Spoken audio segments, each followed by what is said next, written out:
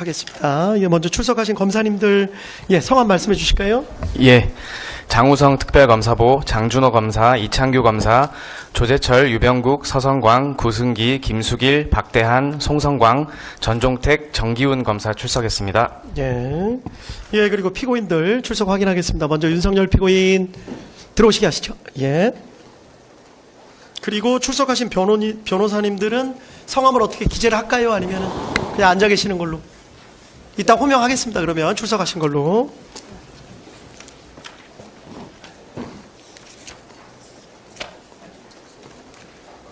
예. 자리에 앉으시죠. 예, 다음 피고인. 예. 그리고 노상원 피고인.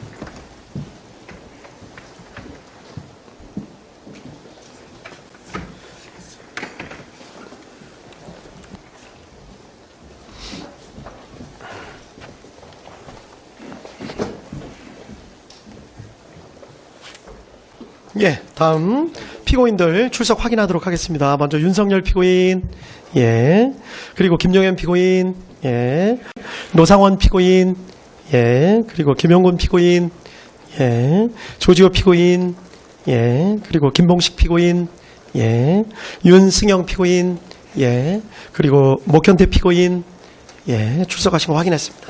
변호사님들 출석하신 분들 말씀해 주시겠어요? 윤석열 피고인 변호사님들. 김홍일 변호사, 배모현 변호사, 윤갑근 변호사, 송진우 변호사, 김계리 변호사, 이경원 변호사, 배의철 변호사입니다. 배진환 변호사. 예, 그렇게 출석하신 걸로 기재하겠습니다. 다음 김용현 피고인 변호인. 예, 이하성 변호사, 유승수 변호사, 고영일 변호사, 김지희 변호사 출석했습니다. 예, 다음 노상원 피고인 변호인. 네, 노종래 변호사입니다. 예, 그다음에 김용곤 피고인 변호인. 예, 알겠습니다. 그다음에 조지호 피고인 변호인. 노정환 변호사, 안상훈 변호사 출석했습니다. 예, 그다음에 김봉식 피고인 변호인. 예, 다음 윤승영 피고인 변호인. 법무법인 강한의 남기정 김준태 변호사입니다. 예, 다음 목현태 피고인 변호인.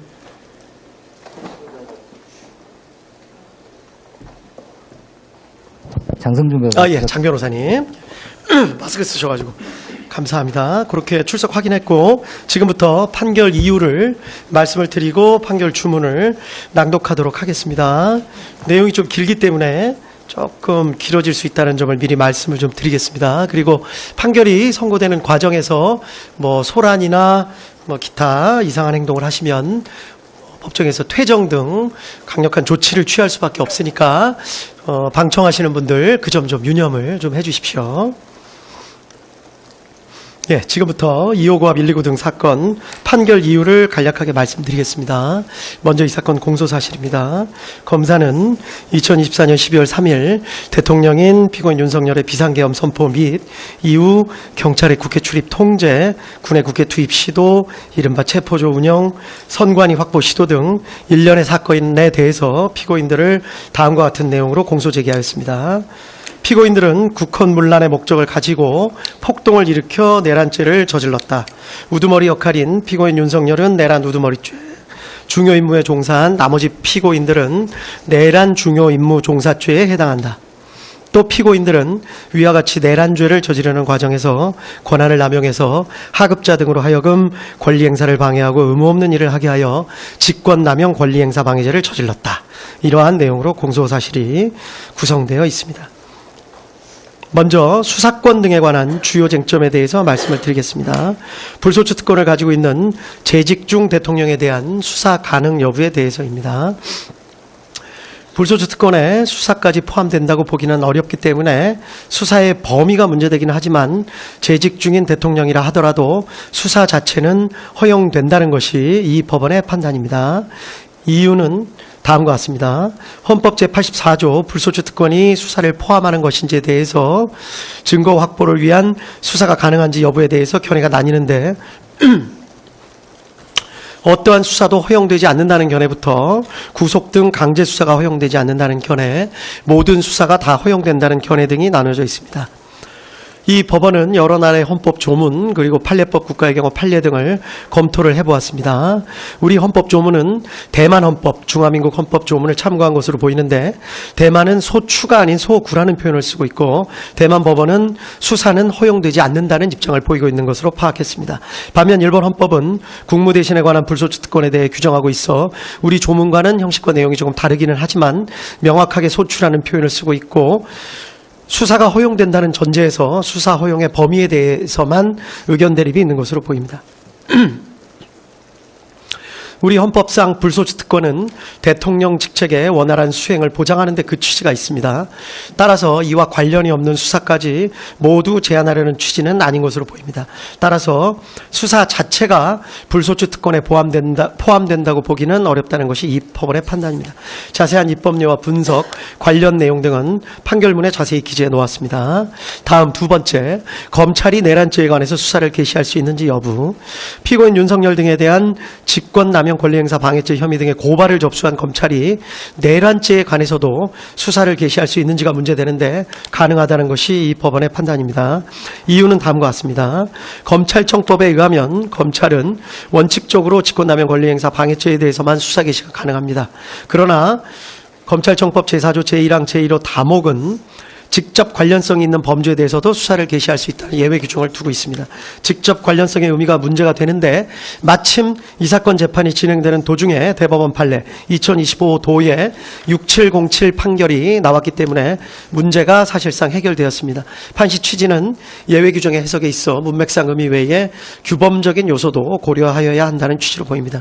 이 사건의 경우에서 고발된 윤석열 피고인에 대한 직권남용 권리행사 방해 혐의 사실을 살펴보면 내란죄와 중간행위나 다른 원인에 매개 없이 연결되고 구체적 개별적 연관관계가 있는 경우에 해당한다고 보입니다. 따라서 그 구성요건 및 내용 등의 직접 관련성이 인정되고 규범적 의미에 있어서도 이를 인정하는 데 장애가 없습니다. 따라서 검찰의 내란죄 수사권은 있다는 것이 이 법원의 판단입니다. 다음 고위공직자범죄수사처, 공수처가 내란죄에 관하여 수사를 할 권한이 있는지 여부가 문제됩니다. 결론부터 말씀드리자면 이 부분에 대해서 내란죄에 관해서 수사를 개시할 수 있다는 것이 이 법원의 판단입니다. 이유는 다음과 같습니다. 공수처법에 의하면 공수처도 원칙적으로 직권남용 권리행사 방해죄에 대해서만 수사를 할 수 있을 뿐 고위공직자 등의 내란죄에 대해서는 수사를 할 권한이 없도록 되어 있습니다. 다만 제4조 제1항 제1호 암호기 예외적으로 수사 과정에서 인지한 직접 관련성이 있는 범죄에 대해서는 수사를 할 권한이 있다고 예외 규정을 두고 있습니다. 직접 관련성에 대해서는 앞서 검찰의 수사 개시 권한 부분에서 살펴본 바와 같이 인정됨에 크게 의문이 없습니다. 문제가 되는 것은 검찰청법 규정과 차이가 있는 수사 과정에서 인지한 것인지 여부입니다. 공수처법 규정은 검찰청법 규정과 이 부분의 표현이 다릅니다. 문헌 그대로 공수처가 고위공직자범죄 수사에 착수해서 수사를 진행해 나가는 과정에서 파악하게 된 새로운 범죄만을 의미한다는 것으로 보아야 하고 그것이 공수처의 우선적 수사권을 예외적으로 부여한 법의 취지에 부합하는 해석이라는 견해가 있을 수 있습니다. 애초에 법의 취지에도 부합하고 문헌의 의미에 충실한 해석으로 보이기는 합니다. 위 규정은 통상의 특검법 규정에서 따온 표현으로 보이는데 특검법 등은 처음부터 수사 가능 범위를 명확하게 규정해놓고 수사를 개시하면서 그 과정에서 인지하게 된 관련 범죄만을 예외적으로 수사할 수 있게 하는 것인 바 공수처법의 위 규정 역시 그러한 취지로 인정되어야 한다는 주장으로 보입니다. 그런데 위 주장에 따르면 결국 공수처가 어떤 고발 사건을 수리했을 때 열거된 죄 중에 공수처가 수사권한이 없는 범죄가 포함되어 있을 때 무조건 수사권이 있는 경찰로 보내야 한다는 결론에 이르게 되므로 쉽게 받아들이기가 주저됩니다. 나아가 한시적으로 수사 범위를 정해놓고 수사를 개시하는 특검 등과는 달리 공수처는 상설기관으로 설치돼서 계속해서 관련 범죄를 수사하고 실체적 진실을 파악해야 할 일반적 수사기관으로서의 성질도 같이 가지고 있다는 점에 비추어 보더라도 그러합니다. 따라서 그와 같이 일률적으로 제한적 해석을 하지 않고 공수처법의 취지에 반하는 것이 아니라면, 즉 효율적인 수사 경제를 저해하지 않으면서 피해자의 방어권을 어렵게 만드는 결과가 되지 않는다면 수사 과정에서 인지한 죄라는 문헌에 포함된다고 보는 것이 바람직하다고 할 것입니다. 이와 같이 보는 것이 검찰청법의 규정과도 통일적인 해석이 가능하여 실무상으로도 바람직합니다.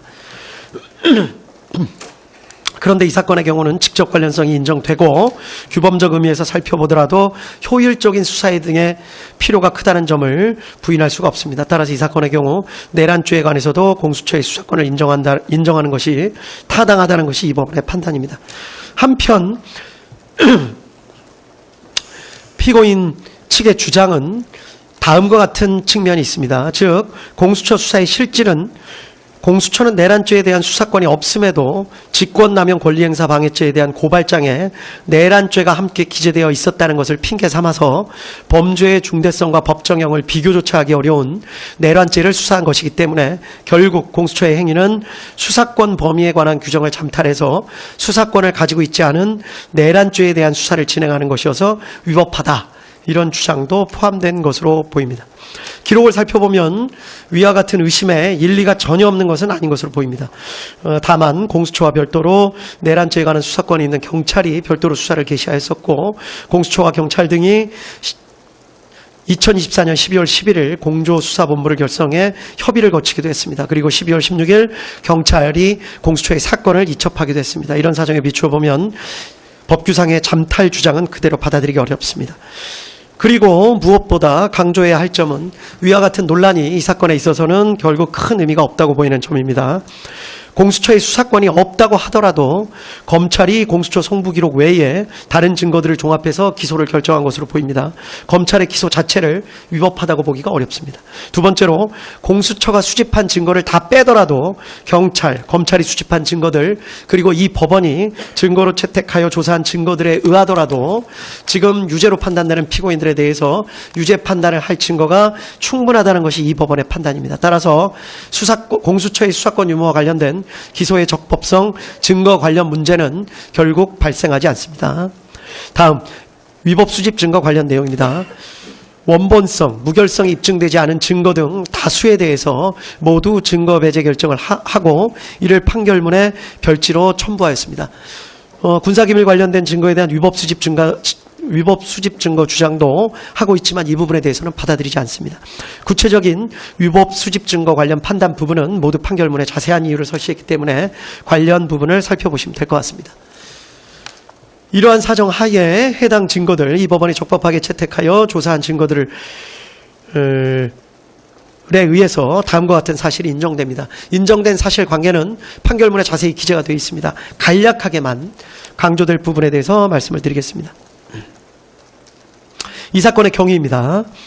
피고인 윤석열 당시 대통령은 야당인 더불어민주당이 다수를 점하고 있는 국회가 정부의 주요 관료들을 탄핵하고 예산을 삭감하는 등의 조치를 쉽게 하는 데 반해서 대통령이나 정부는 이에 대항해서 할 수 있는 마땅한 조치가 없다고 생각하였고 사실상 국회가 정부로 하여금 제 기능을 할 수 없도록 만들고 있다고 생각한 것으로 보입니다. 피고인 윤석열은 경호처장으로 일하다가 국방부 장관이 된 피고인 김용현과 이런 생각을 어느 정도 공유하면서 이러한 정치 상황에 대해 한탄하는 일이 잦았고 가끔 방첩사령관 여인영, 특수전사령관 곽종근, 수도방위사령관 이진우 등을 불러 격려하는 자리에서 그와 같은 생각을 표현한 적도 있는 것으로 보입니다. 한편 피고인 김용현은 전 정보사령관 피고인 노상원과 친밀한 관계였는데 이른바 부정선거가 우리 사회에서 벌어지고 있는 것은 아닌지 의심을 하면서 이에 대한 조사나 수사가 필요하다는 데 공감을 가지고 정보사령부 요원들을 활용해서 부정선거 수사를 할 나름의 구상을 한 뒤 피고인 노상원을 시켜서 정보사령관 문상호 등으로부터 정예 요원 명단을 추천받게 하는 등 나름의 부정선거 수사를 준비하고 있었던 상황이었던 것으로 보입니다. 이러한 배경 하에 피고인 윤석열은 국회에서 감사원장 등에 대한 탄핵소추 절차를 진행하는 등의 일까지 생기자 피고인 김용현과 사이에 비상계엄을 선포해서 국회 활동 및 일체의 정치 활동 등을 금지하는 포고령을 내리고 그 다음 국회에 군을 보내 국회의사당 등을 봉쇄하며 국회의원들이 모여서 토의나 의결 등을 하지 못하도록 막고, 아울러 국회의장 여당과 야당 대표 등 주요 인사들을 포고령 위반의 형식으로 체포 구금하며, 이 기회에 군이 선거관리위원회 서버 등을 확보 분석하고 선관위 전산 직원들을 신문하는 등 부정선거 수사를 진행한다는 내용의 개괄적이거나 구체적인 계획 등에 대해서 서로 합의를 하고, 이를 12월 3일 22시경에 실행하기로 계획하고 세부 계획 등을 피고인 김용현에게 맡겼던 것으로 보입니다. 이 사건의 특징인데, 피고인 김용현은 방첩사령관 여인영, 육군특수전사령관 곽종근, 수도방위 사령관 이진우 등에게 위 계획을 있는 그대로 알리지 않았던 것으로 보입니다. 아마도 보안 유지를 하거나 또 이들이 반발할 가능성 등을 고려해서 있는 그대로 계획을 밝히지는 않았던 것으로 보입니다. 그 때문에 피고인 김용현은 이들에게 돌려서 말하는 방식으로 어떠한 상황이 있을 것과 그러한 상황이 발생했을 때 어떤 임무를 해야 하는지를 암시하는 방법으로 임무를 부여한 것으로 보입니다.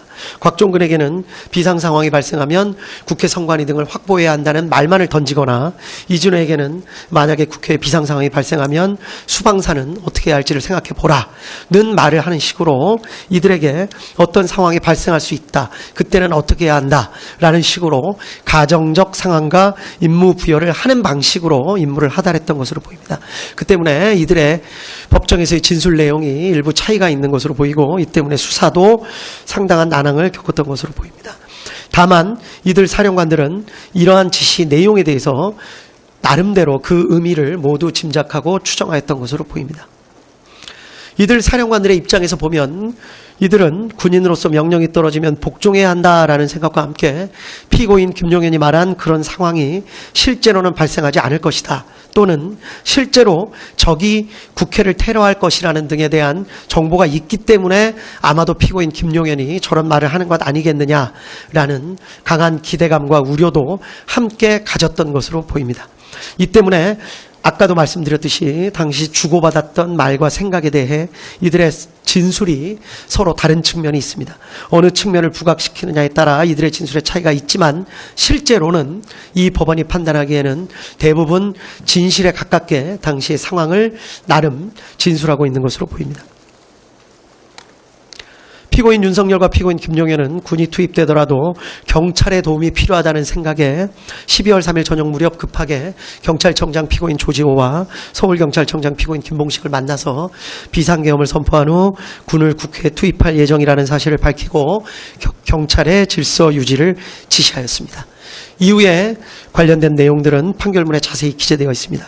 비상계엄 선포, 포고령 공고, 경찰의 국회 출입 통제, 군의 국회 봉쇄 시도, 주요 인사 체포 시도, 선관위 서버 확보 시도, 군의 더불어민주당 당사 투입 등이 있습니다. 이 부분을 확인해 보시면 될 것 같습니다. 결론적으로 이 사건 사실관계의 가장 핵심은, 이 법원이 판단한 핵심은 군을 국회로 보낸 것입니다. 사실인정에 관한 주요 쟁점에 대해서만 간략하게 말씀드리겠습니다. 먼저 피고인 윤석열이 비상계엄을 선포하고 포고령을 공고해서 군을 국회나 선관위에 투입할 결심을 하게 된 경위에 관한 내용입니다.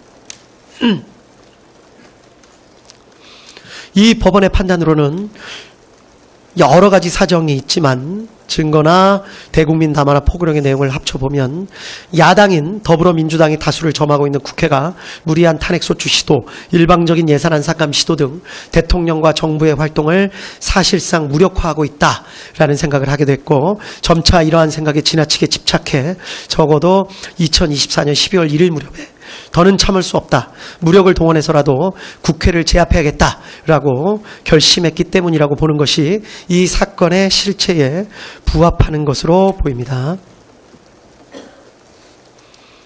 검사는 피고인 윤석열이 2024년 12월경이 아니라 약 1년 전부터 비상계엄을 선포하며 국회를 제압하여 이른바 장기 독재를 하려는 의도를 가지고 내외적 여건을 조성하고 또 그게 여의치 않게 되자 궁지에 몰려 이 사건 비상계엄에 이르게 된 것이라는 취지로 주장했지만, 그러한 경위 및 과정을 인정할 증거는 부족하다는 것이 이 법원의 판단입니다. 이른바 노상원 수첩 등은 작성 시기를 정확히 알 수 없고 일부 내용들은 실제 이루어진 사실과 불일치하는 부분도 있으며 모양, 형상, 필기, 형태, 내용 등이 조악한 데다가 보관하고 있던 장소, 보관 방법 등에 비추어 보더라도 그렇게 중요한 사항이 담겨져 있던 수첩이라고 보기에는 무리가 있습니다. 또 피고인 윤석열이 피고인 김용인과 함께 여인영, 곽종근, 이진우 등과 함께한 여러 차례 식사 자리에서 말한 내용을 살펴보더라도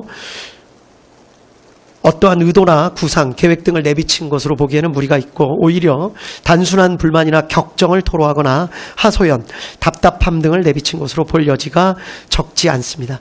또 이 사건 비상계엄 후 이루어진 각종 조치를 보면 장기간 마음먹고 비상계엄을 선포하였다고 보기에는 지나치게 준비가 허술하고 국회를 무력화시킨 후의 계획 등에 관해 별다른 증거나 자료, 흔적 같은 것도 찾아볼 수가 없습니다. 다음으로 국회에 투입된 병력이 부여받았던 임무의 내용에 대해서 간단하게 살펴보겠습니다. 결론부터 말씀드리자면 특전사 병력은 처음부터 곽종근으로부터 국회의사당 본관을 봉쇄해서 안에 있는 사람들을 모두 건물 밖으로 나오게 만들고 건물 내부에는 사람들이 들어갈 수 없게 만들라는 임무를 부여받은 것으로 보입니다. 또 수방사 병력은 이진우로부터 일단 국회 경내에 들어가라는 임무를 부여받았고 수방사령관 이진우는 스스로 국회 경내로 들어간 병력에게 국회의사당 본관 주변을 경계하는 임무를 부여할 계획을 가지고 있었던 사실이 인정됩니다. 그리고 이러한 내용은 모두 피고인 윤석열의 승인하에 피고인 김용현의 구체적인 지시에 따라 이루어진 것으로 평가할 수 있습니다.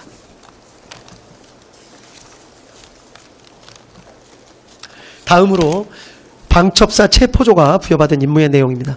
결론부터 말씀드리자면 피고인 김용현이 여인영에게 14명의 구체적 체포 대상자 명단을 불러준 것은 사실로 인정됩니다. 피고인 김용현과 여인영 모두 체포하라는 의미로 이를 이해한 사실 등도 인정할 수 있습니다. 한편 실제 출동한 방첩사 요원들 체포조는 명시적으로 체포된 당사자를 인계받아서 수방사 비원 벙커로 이동하는 내용의 임무를 부여받은 것으로 보이기는 합니다. 그렇지만 적어도 이미 출동했던 체포조 인원들의 경우에는 자신들이 국회에서 경찰 수사관과 군 수사관을 만나 함께 팀을 이루어 국회의장 우원식, 야당 대표 이재명, 한동훈 등을 우선하여 체포, 구금해서 수방사 비원 벙커로 이송한다는 임무를 부여받은 것으로 파악하고 있었던 것으로 보기에 충분하다는 것이 이 법원의 판단입니다. 그 이유에 대해서도 판결문에 구체적이고 자세한 설시를 부여했기 때문에 관련 내용을 확인해 보시면 될 것 같습니다. 가장 중요한 것입니다. 피고인 윤석열이 비상계엄을 선포하고 포고령을 공고해서 군을 국회 선관위에 투입한 목적이 무엇인지에 관해서 이 법원이 파악한 사실을 말씀드리도록 하겠습니다. 피고인 윤석열이 이러한 행동을 한 이유, 경위에 대해서는 아까 말씀을 드렸고 이러한 행동을 한 목적은 국회로 군대를 보내서 국회의사당을 봉쇄하고 국회의장, 여당, 야당의 대표 등 주요 인사를 체포함으로써 국회의원들이 모여서 토의를 하거나 의결을 하지 못하게 하려는 목적, 즉 국회의 활동을 저지하거나 마비시켜서 국회가 상당 기간 그 기능을 제대로 하지 못하게 만들려는 목적이 있었다고 보기에 충분하다는 것이 이 법원의 판단입니다. 이유는 다음과 같습니다. 계엄 선포문에 명시적으로 반국가 세력인 국회, 또 척결이라는 등의 표현이 있습니다. 포고령에는 아예 국회 활동을 금지한다거나 정치 활동을 금지한다, 또 이를 어길 시 처벌한다는 등의 표현이 명확하게 있습니다. 국회 활동을 저지하거나 마비시키려는 목적이 그 자체로 뚜렷합니다. 또 여러 가지 사정, 아까 말씀드린 바와 같이 특전사 병력이나 수방사 병력이 부여받은 임무 등에 비추어 보더라도 이러한 사정은 명확합니다. 한편 피고인 윤석열, 피고인 김용현은 위와 같이 군을 투입하면서 언제 군을 철수시킬지에 대한 계획을 전혀 정하지 않았던 것으로 보입니다. 결국 피고인 윤석열 등의 마음먹기에 따라서 군의 철수와 국회 활동 재개 여부가 결정되는 것이어서 이러한 사정 등에 비추어 보면 결국 국회 활동을 저지하거나 마비시키려는 기간이 상당 기간임을 예정하고 있었다고 보기에도 충분하다는 것이 이 법원의 판단입니다. 다음은 법리에 관해서 말씀을 드리겠습니다. 이 사건 문제되는 형법 규정의 국헌문란 목적의 정의 조항은 형법 제91조 제2호입니다. 이 부분에 관해서 간략하게 연역을 살펴보도록 하겠습니다. 연역적으로 로마 시대에는 국가의 기본 질서를 어지럽히는 행위를 내란죄로 처벌했지만 황제 시대에 이르러서 국가와 황제를 동일시하는 경향이 나타났고 황제에 대한 반역 행위까지 내란죄로 처벌하게 되었습니다. 중세 시대에도 이러한 성향이 강하게 나타나서 죽은 개인에 대한 배신 행위 등을 반역죄로 처벌하게 되었고 점차 왕이나 군주 자체는 반역죄, 내란죄를 저지를 수 없다는 인식이 중세시대 때는 강하게 퍼졌던 것으로 재판부에서 확인을 했습니다. 계기가 된 사건은 찰스 1세, 잉글랜드의 왕 찰스 1세 사건이었습니다. 영국에서 의회가 생기고 왕과 의회 사이에 세금 징수 문제 등으로 갈등을 빚는 일이 생기게 되다가 결국 잉글랜드 왕 찰스 1세는 의회가 자신의 잘못 200가지를 시정해달라는 취지의 결의문을 내자 이에 분노해서 직접 군대를 이끌고 의회 의사당에 난입해서 그 자리에서 의회를 강제로 해산시키는 일이 있었다는 점을 역사 교과서를 통해서 검찰이나 피고인 측이 다 알고 계실 거라고 생각합니다.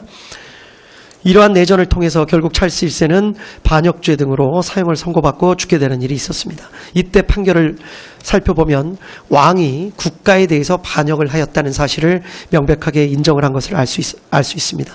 이때부터 왕에 대한 범죄라는 생각이 점차 바뀌어서 국민으로부터 주권을 위임받은 의회에 대한 공격을 하는 것은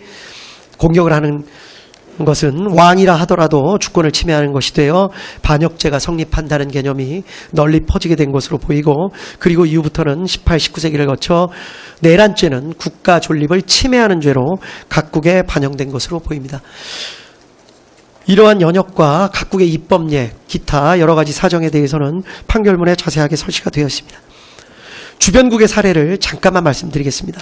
아프리카나 남미 등 이른바 개발도상국의 경우에서는 선거로 당선된 대통령이 의회와 갈등을 일으켜 군부를 동원해서 의회의 기능을 정지는 시키는 사례 등이 여러 언론을 통해서 전해지고 있습니다. 실제 이로 인해 내란, 반란, 역모 등 유사한 형법 규정에 의해 처벌받은 사례를 찾아보기는 어렵습니다. 재판부에서 판단해 보기에는 성공한 경우가 적지 않은 데다가 만약에 실패한 경우에는 그러한 일을 저지른 대통령이나 관료들이 외국으로 망명해서 수사나 재판이 진행되지 않는 경우가 많았기 때문인 것으로 보입니다. 이 때문에 개발도상국의 사례는 거의 참고할 수가 없었습니다. 다음으로 선진국의 사례를 말씀드리겠습니다. 이상하게도 선진국의 경우에는 대통령이 의회와 갈등을 일으켜 군부를 동원해서 의회의 기능을 정지시키는 사례 등을 찾아보기가 마찬가지로 어려웠습니다. 그런데 이러한 일이 있는 이유는 조금 다른 것 같습니다. 자세한 내용을 살펴보면 선진국에서는 이러한 정도의 갈등까지 가지 않도록 제도적으로 설계를 치밀하고 꼼꼼하게 해놓는 경우가 많기 때문인 것으로 판단했습니다.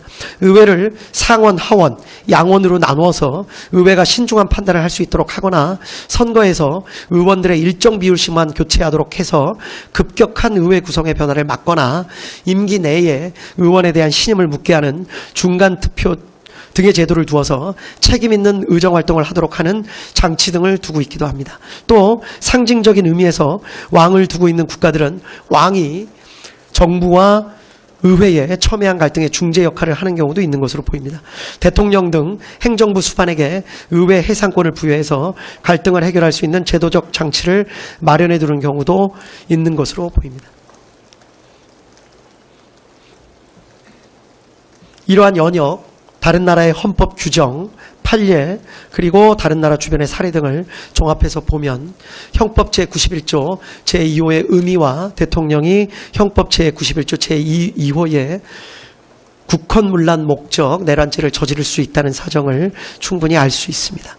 대법원은 국헌문란의 목적에 대해서 형법 제91조 제2호 헌법에 의하여 설치된 국가기관을 강압에 의하여 전복 또는 그 권능행사를 불가능하게 하는 것의 의미에 대해서 권능행사를 불가능하게 하는 것이란 헌법에 의하여 설치된 국가기관을 제도적으로 영구히 폐지하는 경우뿐만이 아니라 사실상 상당 기간 그 기능을 제대로 할 수 없게 만드는 것을 포함한다고 판시한 바 있습니다.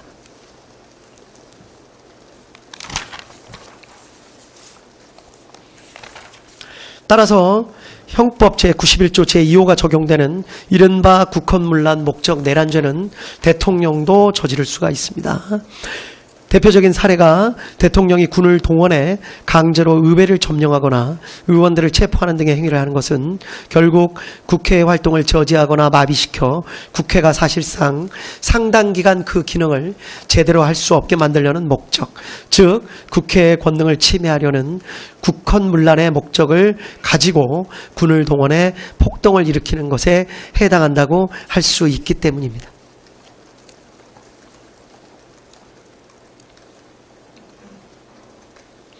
특히 행정부의 수반과 행정부를 견제하는 의회는 자칫 갈등과 긴장관계에 놓이기 쉽고 이 경우 군에 대한 통수권을 가지는 행정부의 수반은 언제든지 군을 동원해 의회의 기능을 제대로 행사하지 못하게 만듦으로써 방해 없이 행정부의 정책 추진을 밀고 나가려는 강한 유혹에 빠지기 쉽습니다. 위와 같은 경우는 종종 역사에서 찾아볼 수 있고 아까 말씀드린 바와 같이 주변국에서 직접 목격되기도 합니다. 다음으로 대통령의 국가긴급권 행사, 특히 비상계엄 권한 행사가 형법 제91조 제2호가 적용되는 국헌문란 목적 내란죄에 해당할 수 있는지 여부에 대해서 말씀드리겠습니다.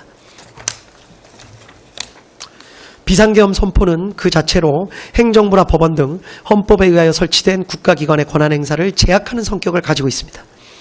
따라서 계엄이 해제될 때까지 사실상 상당 기간 다른 국가기관의 기능을 제대로 할 수 없게 만드는 속성을 가지고 있는데 비상계엄 선포 자체가 내란죄에 해당하는지가 문제가 될 수가 있습니다.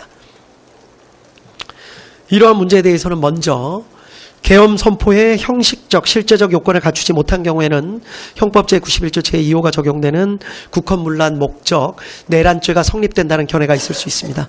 또 어떠한 목적을 가지고 있는지를 살펴서 국헌문란 목적이 인정되는 경우에만 국헌문란 목적 내란죄가 성립한다는 견해가 있을 수 있습니다. 실체적 요건을 갖추었는지 여부를 가지고 따지는 견해는 따르기가 힘듭니다. 일단 실체적 요건을 갖추었는지 여부에 대한 대통령의 판단은 존중되어야 합니다. 이를 섣불리 사법심사 영역으로 가져오는 것은 자칫 필요한 경우 판단을 주저하게 만드는 저해 요소가 될 수 있고 절차적 요건을 따지는 것도 도대체 어느 정도까지의 절차를 어기는 것이 문제가 되는지 삼을 수 있는지가 어렵습니다.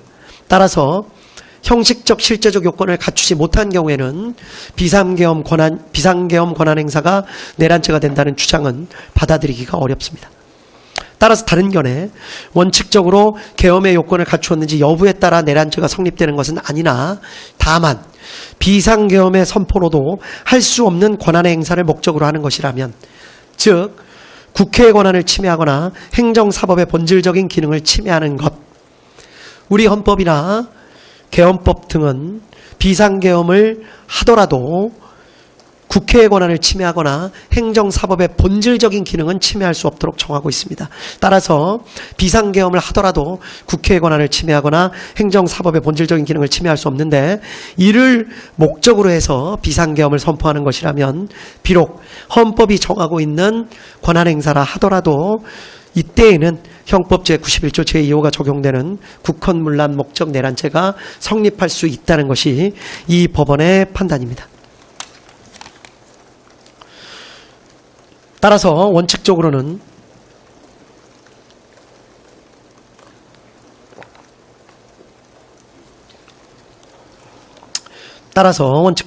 대통령의 비상계엄 선포 자체는 내란죄에 해당할 수 없습니다. 사법심사의 대상이 된다고 보기도 어렵습니다.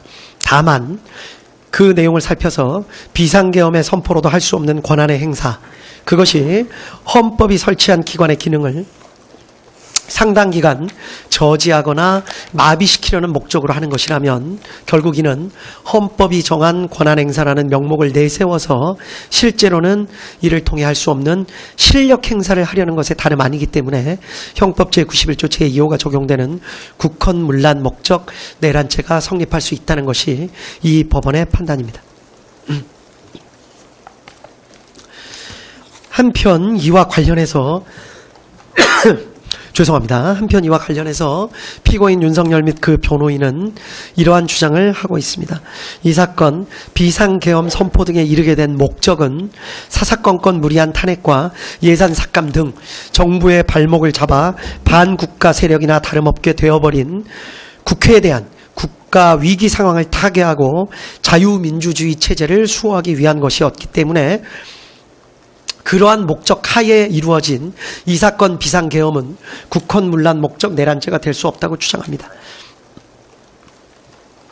그러나 이 법원의 판단으로는 이는 어떤 일을 행한 동기나 이유, 명분과 그 목적을 혼동하여 하는 주장으로 보입니다. 국가 위기 상황이라고 판단하고 이를 바로잡고 싶어 했던 것은 그 정당성 여부에 관한 판단은 변론으로 하더라도 동기나 이유, 명분에 불과할 뿐이지 이를 군을 국회에 보내는 등의 목적이라고 볼 수는 없습니다. 위와 같은 동기나 이유 때문에 피고인 윤석열, 피고인 김용현이 군대를 보내 국회를 봉쇄함으로써 국회의 활동을 상당 기간 저지하거나 마비시켜 국회의 기능을 제대로 할 수 없게 만들려는 목적을 가지게 되었던 것이고 그 목적을 이루기 위한 수단으로 비상계엄, 병력 출동 및 국회 봉쇄 시도 등의 행위에 나아간 잘못을 저지른 것은 명백하게 구분되어야 합니다. 성경을 읽는다는 이유로 촛불을 훔칠 수는 없습니다. 다음으로 공범의 성립 기준입니다. 비상계엄 권한행사가 형법 제91조 제2호가 적용되는 국헌문란 목적 내란죄에 해당하는 경우 어떤 경우에 공범이 성립될 수 있는지, 이때의 공범은 구속 요건에 맞추어 집합범으로서의 내란범이 성립되는지를 말씀드리는 것입니다. 이 법원의 판단을 먼저 말씀드리면 폭동에 관여한 사실만 인정되어서는 안 되고 국헌문란의 목적에 대해서 인식, 공유한 사실까지 인정되어야만 공범, 즉 집합범으로서의 내란범이 되고 그러한 집합범으로서의 내란범이 성립되어야만 이후 그 역할에 따라 내란 우두머리, 내란 중요 임무 종사 등으로 나누어 처벌할 수 있다는 것이 이 법원의 판단입니다. 이유는 다음과 같습니다. 내란죄는 집합범으로서 일정 규모 이상의 다수가 결합하여 함께 저지르는 범죄입니다. 대통령의 국헌문란 목적 내란죄에 있어서 폭동에 관여하였다고 하더라도 그것만으로는 집합범으로서의 내란죄를 저질렀다고 섣불리 인정할 수는 없습니다. 특히 내란죄의 폭동은 최광의의 폭행 협박을 의미하는 것이어서 일체의 유형력 행사가 다 포함되는 것인데 비상계엄의 선포, 이 경우에 비상계엄의 선포 자체도 어느 정도 유형력의 행사로 볼 여지가 많기 때문에 그러한 행위에 일부 관여했다고 해서 이를 바로 집합범으로서의 내란죄에 해당한다고 포섭하는 것은 죄형 법정주의 원칙에 반하고 구속요건에 맞지 않습니다. 결국 집합범으로서의 내란죄가 성립하기 위해서는 폭동행위에 관여한 자라 하더라도 국헌문란의 목적을 인식, 공유하면서 폭동행위에 관여하였어야 하고 만약에 이러한 국헌문란 목적의 인식, 공유가 인정되지 않는다면 어떠한 유형력 행사에 관여하였다고 해서 그 사람에 대해서 바로 내란죄가 성립한다고 볼 수는 없고 다만 관여한 해당 행위 자체에 대한 별개의 형법상 구속요건을 따져보아서 그에 대한 죄책만 부담한다고 보아야 할 것입니다.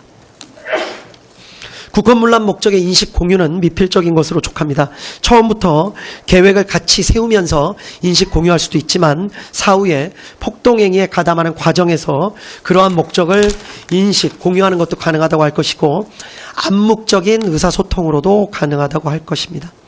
그리고 이러한 국헌문란의 목적을 인식 공유하면서 폭동에 관여한 사람들만을 내란죄가 인정하는 집합범으로서 인정하고 그 사람들을 그 내부에서의 역할에 따라 우두머리, 중요 임무 종사 등으로 구분하여 처벌해야 할 것입니다.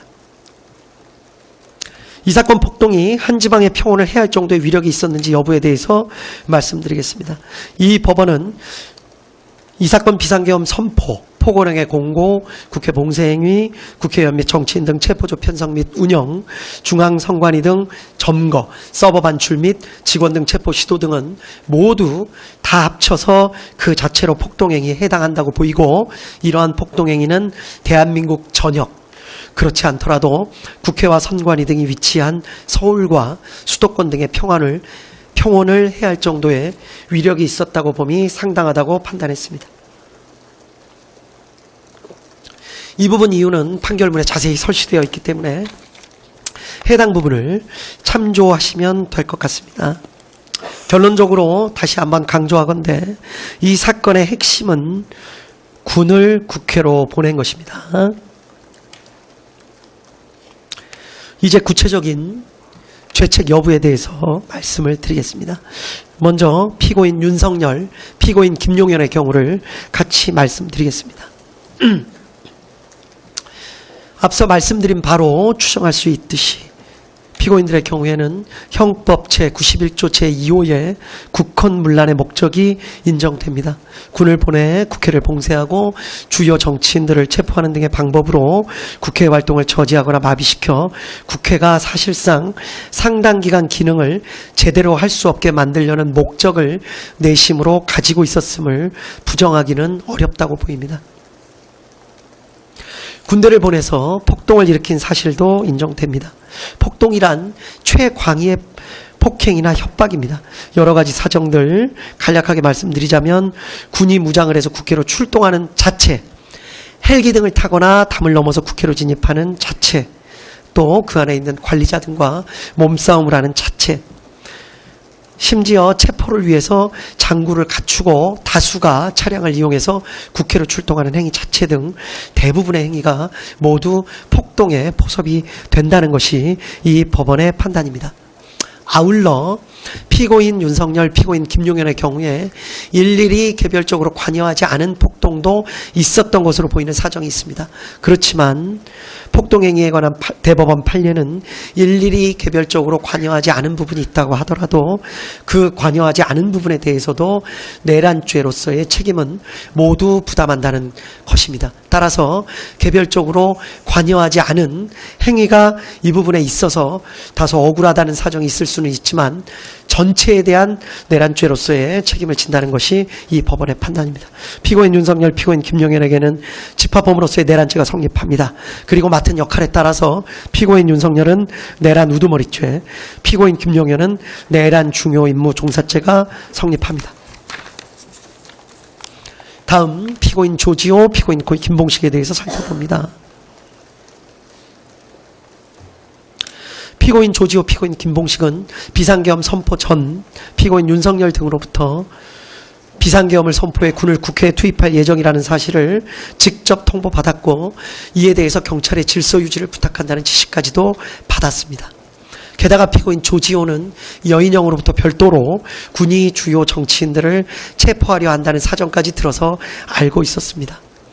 피고인 조지호, 피고인 김봉식은 비상계엄 선포 전부터 기동대 배치를 준비했고 비상계엄이 선포된 지 얼마 지나지 않아서 바로 국회 외부에서 내부로의 출입을 전면 차단했다가 잠시 이를 해제한 후 다시 포고령 공고 이후 전면 차단을 실행하였습니다. 질서 유지 차원이라고 주장하기는 하지만 주된 목적은 군이 투입되는 사정을 미리 알고 있으면서 군의 출입은 허용하였고 정작 국회의원 등 주요 관계자들의 출입을 제한한 점에 비추어 보더라도 그 목적을 추정할 수 있습니다. 이러한 사정들을 종합해보면 피고인 조지호, 피고인 김봉식은 비록 처음부터 계획에 관여하고 설계했던 것은 아니지만 국헌문란의 목적, 즉 피고인 윤석열과 피고인 김용현이 군을 보내 국회를 봉쇄하고 주요 정치인들을 체포하는 등의 방법으로 국회 활동을 저지하거나 마비시켜 국회가 사실상 상당 기간 그 기능을 제대로 할 수 없게 만들려는 목적을 가지고 있다는 사실을 인식, 공유했다고 보기에 충분하고 이에 따라 위 폭동행위에 가담한 것으로 평가할 수 있습니다. 따라서 이들에게는 집합범으로서의 내란죄가 성립한다는 것이 이 법원의 판단입니다. 그리고 그 역할에 따라 각 내란 중요 임무 종사죄가 성립합니다. 다음으로 피고인 노상원에 대해서 살펴보도록 하겠습니다. 피고인 노상원의 경우 이 사건 비상계엄 선포로 인한 비상계엄 상황이 적어도 일정 기간 지속될 것으로 예상 전제하였다는 사정을 알 수 있습니다. 그러한 사정하에서 본인의 계엄 사무 수행을 준비했고, 특히 애초에 계획했던 것과 달리 국회가 신속히 비상계엄에 대한 계엄 해제 요구안을 가결하자 피고인 김용현과 전화통화를 하면서 대책을 논의했던 사정까지도 엿보입니다. 정보사령관까지 역임했고 국방부 장관인 피고인 김용현과 이 사건 비상계엄에 대해서 상당히 구체적으로 논의했던 것으로 보이는 사정, 그리고 본인이 주축이 되는 제2수사단의 계엄사무 수행에 있어서 군인을 투입시키려고 했던 사정 등까지 종합해보면 피고인 노상원은 적어도 이 사건 비상계엄 선포 후 군이 국회에 출동해서 상당 기간 국회의 활동을 방해하거나 적어도 계엄 해제 요구권을 무력화시키는 등 상당 기간 저지할 것을 예상했던 것으로 볼 수 있다는 것이 이 법원의 판단입니다. 따라서 피고인 노상원도 국헌문란 목적을 인식 공유하면서 폭동행위에 가담한 것으로 평가할 수 있다고 보입니다. 따라서 집합범으로서의 내란죄가 성립하고 그 역할에 따라 내란 중요임무 종사죄가 성립합니다. 다음 피고인 목현태에 대해서 살펴보도록 하겠습니다. 피고인 목현태는 국회 경비대장으로서 처음부터 국헌문란의 목적을 인식 공유한 것으로는 보이지 않습니다. 여러 가지 사정을 살펴보면 피고인 목현태에 대해서는 이 재판부가 수차에 걸쳐서 피고인 목현태에 관한 여러 가지 사정이나 사실관계를 다시 한번 살펴보고 또 논의를 해보았으며 피고인 목현태에게 혹시 억울한 사정이나 기타 달리 볼 수 있는 사정이 있지 않은가 하고 여러 차례 토의와 논의를 해보았습니다. 그러나 아쉽지만 다음과 같은 사정에 비추어 보면 피고인 목현태에게도 집합범으로서의 내란죄가 인정된다고 볼 수밖에 없다는 것이 이 법원의 판단입니다. 피고인 목현태는 국회경비대장으로서 처음부터 국헌문란 목적을 인식 공유한 것으로는 보이지 않지만 국회의원 등의 출입을 차단하라는 지시를 받고 그대로 이행하면서 심지어 국회 사무처 관계자들로부터 명시적인 항의를 받기도 했고 직접 군의 출입이 허용되는 사정까지 목격하면서도 계속해서 국회의원 등의 출입을 차단하는 행위에 가담했습니다. 미필적으로나마 자신들이 하는 행위가 국회 활동을 저지하거나 마비시키는 행동이 될 수 있다는 사정을 알았던 것을 부인하기는 어렵다고 판단이 됩니다. 따라서 피고인 목현태에게도 집합범으로서의 내란죄가 성립하고 역할에 따라 내란 중요 임무 종사죄가 성립한다는 것이 이 법원의 판단입니다. 다음 피고인 김용군에 대해서 살펴봅니다. 검사는 피고인 김용군이 피고인 노상원의 정보사령부 병력 선관위 과천청사 투입 및 부정선거 수사계획에 공모 가담하였다고 기소를 하였습니다.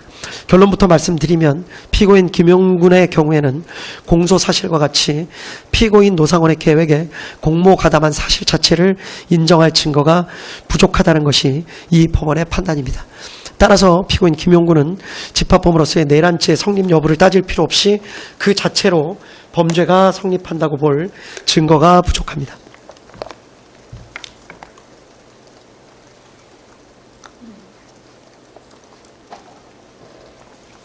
이유는 간략하게 말씀드리면 다음과 같습니다.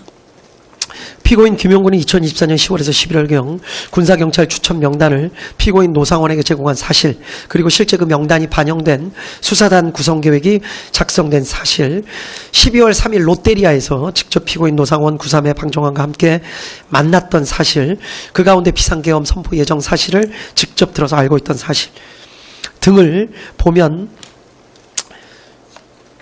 공소사실과 같은 사실이 진실일 수 있지 않을까 하는 강한 의심이 드는 것은 사실입니다.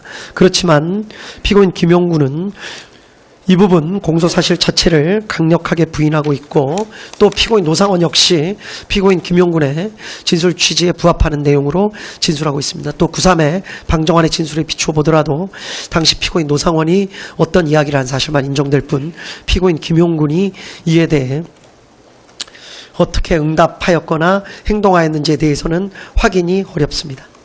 이러한 여러 가지 사정을 살펴보면 공소사실과 같이 관여한 사실 자체를 인정할 증거가 부족하다는 것이 이 법원의 판단입니다. 다음으로 피고인 윤승영에 대해서 살펴봅니다. 검사는 피고인 윤승영이 방첩사에서 주요 정치인 등을 체포하려는 사정을 알면서도 이현일로부터 이를 보고받은 후 피고인 조지호에게 보고하여 승인을 받는 등 정치인 체포 행위에 공모 가담하였다는 공소사실로 피고인 윤승영을 기소하였습니다. 그러나 이 법원이 판단하기에 피고인 윤승영의 변소와 같이 비상계엄화 매뉴얼에 따라서 합동수사단을 지원하는 행위로 인식하고 100명의 지원 요청에 협조하거나 또 포고령 위반 사범을 검거하기 위해 체포조가 국회로 출동한 것으로 오해해서 그 지원 요청에 협조한 것일 수 있다라는 주장이 사실일 수도 있다는 합리적 의심을 배제하기가 어렵습니다. 구체적인 내용은 판결문에 자세한 기재가 나와 있습니다. 피고인 윤승영이 방첩사 체포조 지원 등의 행위가 국회 활동을 저지하거나 마비시켜 국회가 사실상 상당 기간 그 기능을 제대로 할 수 없게 만들려는 목적 하에 이루어지는 행위임을 공유하거나 인식하였다고 볼 증거가 부족한 이상 피고인 윤승영에 대해서는 집합범으로서의 내란죄가 성립하지 않고 따라서 내란 중요 임무 종사죄가 성립한다고 볼 수 없다는 것이 이 법원의 판단입니다. 한편 나머지 피고인들, 피고인 윤승영, 김용군을 제외한 나머지 피고인들에 대해서 직권남용 권리행사 방해죄는 모두 유죄로 인정된다는 것이 이 법원의 판단입니다. 구체적인 내용에 대해서는 판결문에 자세히 기재가 되어 있기 때문에 그 내용을 확인해 보시면 될 것 같습니다. 마지막으로 유죄가 인정되는 피고인들에 대해서 양형의 이유를 간략하게 말씀드리도록 하겠습니다. 공통의 양형 이유를 간략하게 말씀드립니다. 내란죄는 국가의 존립과 헌법적 기능을 파괴하고 법질서 자체를 부정하는 행위입니다. 형법은 내란죄가 위헌범임에도 상당히 높은 법정형을 규정하고 있습니다. 우리 형법은 높은 형을 규정하고 있는 범죄가 대부분 어떤 결과, 예를 들면 살인 등의 어떤 결과를 낳아야 하는 것에 대해서만 그와 같은 규정을 하고 있는데 반해서 내란죄에 대해서는 특이하게도 어떠한 위험을 일으킨 행위 자체만으로도 높은 형을 규정하고 있는 것입니다. 이는 그 자체로 위험성이 매우 크기 때문입니다. 피고인들의 내란 행위는 합법적인 절차를 무시하고 결국은 폭력적인 수단을 통해 국회의 권능 행사를 불가능하게 한 것으로서 민주주의 핵심 가치를 근본적으로 훼손하였다는 데서 비난의 여지가 큽니다. 이러한 일반적인 사정 이외에도 이 사건 재판부가 가장 안타깝게 생각하는 사정은 이 사건 비상계엄 선포와 그에 따른 군과 경찰의 활동으로 인해서 군과 경찰의 정치적 중립성이 크게 훼손되고 국제사회에서 대한민국의 정치적 위상과 대외 신인도가 하락했고 결과적으로 우리 사회는 지금 정치적으로 양분돼서 극간의 대립 상태를 겪고 있습니다. 대통령 선거를 다시 치렀고 이 사건 비상계엄 선포 후속 조치와 관련된 수많은 사람들, 어마어마한 사람들에 대해서 대규모 수사와 재판이 진행되고 있고 이 법정에 나온 수많은 사람들이 눈물까지 흘려가며 그 피해에 대해서 강하게 호소하고 있습니다. 이러한 사회적 비용은 이 재판부가 보기에도 산정할 수 없는 정도의 어마어마한 피해라고 할 것입니다. 또한 피고인들의 지시나 관여에 따라서 이 사건 비상계엄 선포에 따른 조치들을 실제로 수행한 군인, 경찰관, 공무원들이 사회적으로 많은 비난을 받게 됐습니다. 법적인 책임도 져야 됩니다. 상관의 지시의 적법성, 정당성에 대한 군인과 경찰관 및 공무원들의 신뢰가 훼손되었습니다. 수많은 군과 경찰 관계자들에게 무슨 죄가 있겠습니까? 형법상 죄를 물을 수는 있지만 피고인들께서 순간적인 판단을 잘못하였던 이유 때문에 이미 일부는 구속돼 있고 그들의 가족들은 고통받고 있고 무난하게 군생활이나 경찰 생활을 마무리할 수 있었던 다수의 공직자들이 모두 어마어마한 고통을 겪고 있다는 사정은 우리 사회의 큰 아픔이 될 것 같고 지금 진행되고 있는 여러 사정을 살펴보더라도 그러한 상황은 앞으로도 상당 기간 진행될 것으로 보입니다. 이러한 사정에 있어서도 이 법원은 피고인들의 일반적인 양형 사유로 참작할 수밖에 없었습니다. 다음 개별적인 양형 사유에 대해서 말씀드리겠습니다. 먼저 윤석열 피고인에 대해서입니다. 범행을 직접 주도적으로 계획했고 다수의 많은 사람들을 범행에 관여시켰습니다. 비상계엄으로 인해서 막대한 사회적 비용이 초래됐고 피고인이 그 부분에 대해서 사과의 뜻을 내비치는 모습을 찾아보기 힘듭니다. 또 이 사건 재판이 진행되는 과정에 별다른 사정 없이 출석을 거부하기도 했습니다. 다만 아주 치밀하게 계획을 세운 것으로 보이지는 않습니다. 물리력의 행사를 최대한 자제시키려 했던 사정도 보입니다. 실탄 소지나 직접적인 물리력, 폭력을 행사한 예는 거의 찾아보기 어려웠습니다. 대부분의 계획이 실패로 돌아갔고 이 사건 범행 이전에 아무런 범죄 전력이 없고 장기간 공무원으로 봉직해왔으며 현재 65세의 비교적 고령입니다. 다음 김용현 피고인입니다. 이 사건 비상계엄을 주도적으로 준비했고 군의 국회, 선관위, 여론조사꽃, 더불어민주당사 출동 등을 사전에 계획했으며 독단적으로 부정선거 수사를 진행하려는 별도의 계획을 마련하기도 했던 것으로 보입니다. 피고인 윤석열의 비이성적 결심을 옆에서 조장한 측면이 있는 것으로도 보입니다. 다만 김용현 피고인 역시 물리력의 행사를 최대한 자제시키려 했던 것으로 보이고 대부분의 계획은 실패로 돌아갔습니다. 이 사건 범행 이전에 아무런 범죄 전력이 없고 장기간 공무원으로 봉직해왔으며 현재 65세의 비교적 고령입니다. 다음 노상원 피고인입니다. 피고인 김용현과 함께 부정선거 수사 등에 관해서 치밀한 계획을 세우기도 했고 민간인임에도 자신의 영향력을 과시하는 방법으로 정보사 인원 등 다수의 사람들을 끌어들여 피해를 입혔습니다. 전반적인 비상계엄 관련 내용을 의논한 것으로 보여 주도적 역할을 한 것으로 보입니다. 다만 현재 별개의 재판이 진행 중인데 병합되어 판단받았을 경우에 형평을 고려할 필요가 있습니다. 무엇보다 군의 투입 등 폭동행위 자체에는 관련된 폭동행위 자체에는 직접적으로 관여하지는 않았습니다. 이러한 부분도 유리한 양형 사정으로 참작했습니다. 다음은 조지호 피고인입니다. 조지호 피고인의 경우에 경찰의 총책임자임에도 포고령을 면밀히 검토하기는커녕 이를 근거로 국회 출입을 차단했고 민간인을 보호했다는 사정을 발견하기가 어렵습니다. 오히려 경찰이 군의 국회 출입을 도우도록 했습니다. 선관위에 경력을 투입하는 데 관여하기까지 하였습니다. 다만 계엄 선포 당일에서야 군의 국회 투입 등 사실을 알게 된 사정이 있습니다. 국회 출입 통제 시간이 비교적 짧았던 것으로 보입니다. 구체적인 사항을 일일이 지시한 것으로 보이지 않습니다. 오랜 기간 동안 경찰 공무원으로 봉직해왔고 아무런 범죄 전력이 없으며 혈액암을 앓는 등 건강이 상당히 좋지 못합니다. 다음으로 피고인 김봉식입니다. 피고인 김봉식 역시 피고인 윤석열과 피고인 조지호의 지시에 따라서 경찰을 국회에 출동시키거나 국회 출입문을 폐쇄하고 국회의원 등을 포함한 사람들의 국회 출입을 막는 일을 직접 주도하였습니다. 특히 국회를 경비해야 할 임무를 가지고 있는 국회 경비대에게조차 국회 출입 통제에 관여하게 하는 등 비난의 여지가 큽니다. 다만 계엄 선포 당일이 되어서야 군의 국회 투입 등 사실을 알게 되었고 국회 출입을 잠시 허용하기도 했고 특히 물리적 사용을 자제한 것으로 보입니다. 오랜 기간 경찰 공무원으로 봉직해왔고 아무런 범죄 전력이 없습니다. 다음 목현태 피고인입니다. 국회를 보호해야 할 국회 경비대장임에도 국회 출입 통제, 특히 국회의장에 대해서까지 출입을 통제하려고 했습니다. 국회 사무처 직원들로부터 명확하게 항의를 받았음에도 출입 통제에 계속 가담하는 등 비난의 여지는 적지 않습니다. 다만 목현태 피고인의 경우에는 총경급 지휘관에 불과합니다.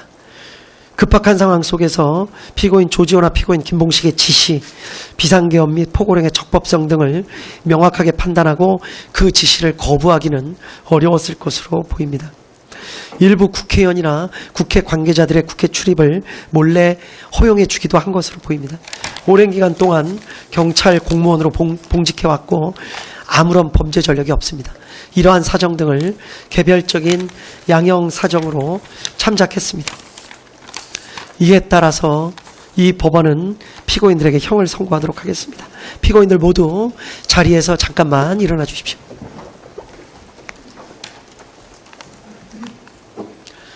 주문을 선고하도록 하겠습니다. 피고인 윤석열을 무기징역에 처합니다. 피고인 김용현을 징역 30년에 처합니다.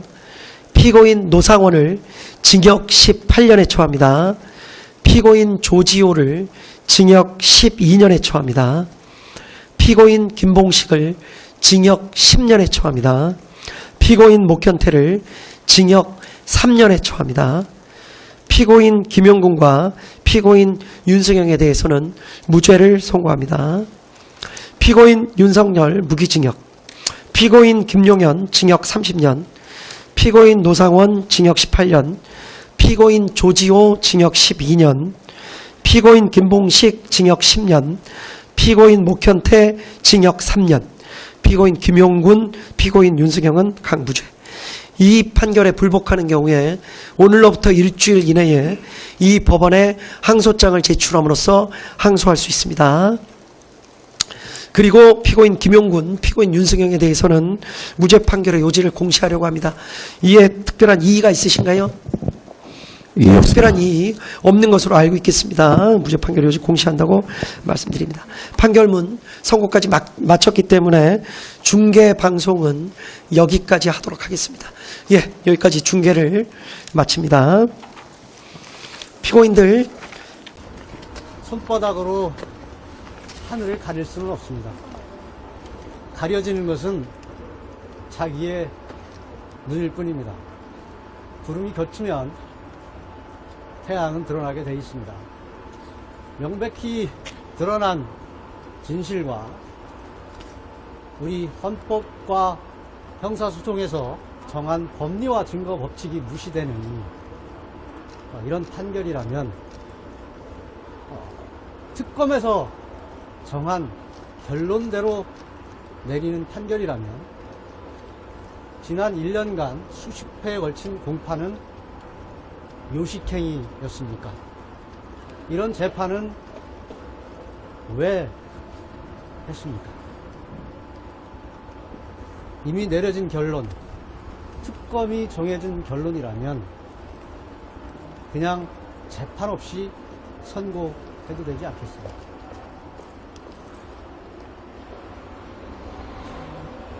법이 무시되고 법률과 양심에 따른 판결이 이루어지지 않는 대한민국의 형사소송 절차, 오늘 법치가 붕괴되는 현실을 보면서 향후 항소를 해야 할지, 이런 형사소송 절차를 계속 참여를 해야 될지 회의가 듭니다.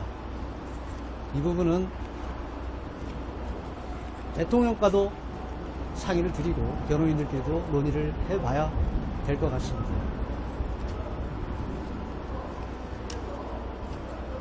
증거에 의해서 인정되지 않는 사실을 내심을 추론해서 또는 상황에 비추어서 결론 내는 판결은 이 법리에 또 형사소송